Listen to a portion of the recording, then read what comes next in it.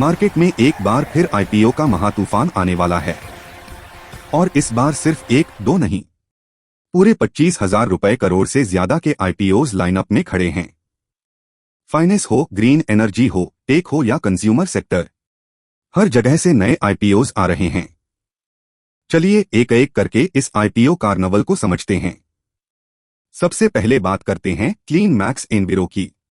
यह renewable energy sector का एक मजबूत खिलाड़ी है जो बड़ी बड़ी कॉरपोरेट कंपनियों को सोलर और विंड पावर सॉल्यूशंस देता है।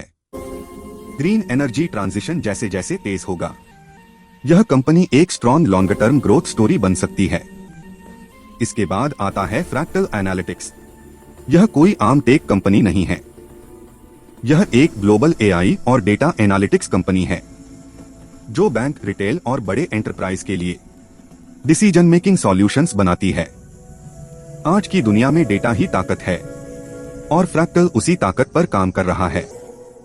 अब बात करते हैं एक बड़े और भरोसेमंद नाम की, हीरो ग्रुप की NBFC arm Hero FinCorp. Personal loan, MSME finance और टू व्हीलर लोन इसका मुख्य व्यवसाय है।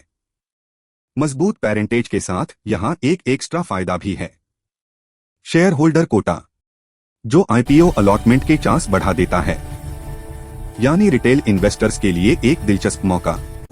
रिन्यूएबल स्पेस में ही एक और दमदार नाम है, जूनिपर ग्रीन। यह कंपनी सोलर और वाइंड एसेट्स के जरिए long term power supply agreements पर फोकस करती है। एनर्जी ट्रांजिशन थीम का एक और स्ट्रॉन्ग कंटेंडर। अब आते हैं कंज्यूमर स्पेस पर। मिल्की मिस्ट एक जाना पहचाना डेयरी ब्रांड है जो चीज, दही और घी जैसे रोजमर्रा के उत्पाद बनाता है। कंजम्पशन स्टोरी में यह कंपनी स्टेबिलिटी और ब्रांड स्ट्रेंथ के साथ आती है।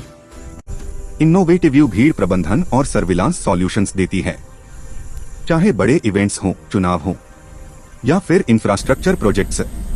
सिक्योरिटी और मॉनिटरिंग का एक निच लेकिन तेजी से बढ़ता बिजनेस मॉडल।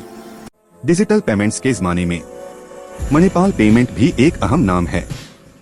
प्रीपेड कार्ड्स और पेमेंट सॉल्यूशंस पर फोकस करने वाली यह कंपनी कैशलेस इकोनॉमी के बढ़ने के साथ फिनटेक सेक्टर का एक महत्वपूर्ण खिलाड़ी बन सकती है।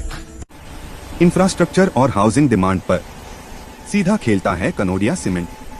सरकार के इंफ्रास्ट्रक्चर पुश का यह एक डायरेक्ट बेनिफिशियरी हो सकता है। हेल्थ केयर सेक्टर में बात करें, विदा क्लिनिकल की, यह फार्मा कंपनियों के लिए क्लिनिकल रिसर्च और ट्रायल्स करती है। हेल्थ केयर और फार्मा आरडी का एक हाई वैल्यू और स्पेशलाइज्ड बिजनेस मॉडल।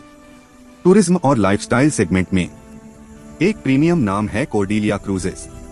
यह भारत की लग्जरी क्रूज ऑपरेटर कंपनी है जो एक्सपीरियंशियल ट्रैवल और हाई एंड टूरिज्म को टारगेट करती है।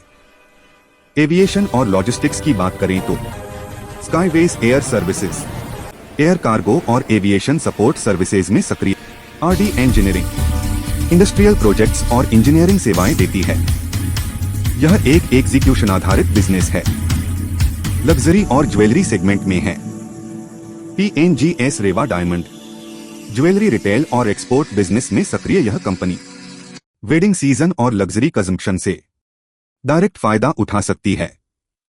और आखिर में बात करते हैं सील एचआर सर्विसेज की। यह भर्ती और स्टाफिंग सॉल्यूशंस प्रदान करती है। तो साफ है, आईपीओ कार्निवल में मौके बहुत हैं, लेकिन हर आईपीओ सही नहीं होता। ऐसे ही रिसर्च बेस्ड आईपीओ एनालिसिस के लिए चैनल को सब्सक्राइब करें, वीडियो को लाइक करें और कमेंट में बताएं कौन सा आईपीओ आपको सबसे ज्यादा इंटरेस्टिंग लगा।